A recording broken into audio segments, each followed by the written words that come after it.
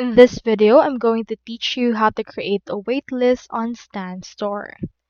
In order to do that, you first need to head over right here to their website, which is www.stan.store. Once you're in there, you can see this. So proceed to click onto this sign up option or click onto this continue option right here in order to create an account. Now, if you already have an account like I did, proceed to click onto this login option that you can see into this part. So on my case, let's proceed there. Here is my account right here. So what we can do is we can head over and go to our store, click on this landing pages, and you can either add a new landing page or edit a landing page that you have so far. So in my case, let's add a landing page.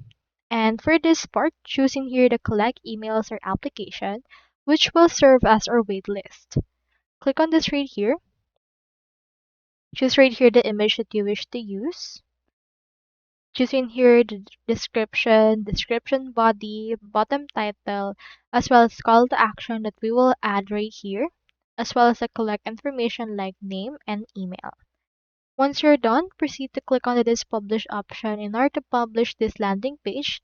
Now, as you can see, we have now published our landing page, and whenever visitors actually inputted or downloaded our course, they need to first add their details such as their name and email, which will serve as our contact list and serve as a wait list for our product or course as well.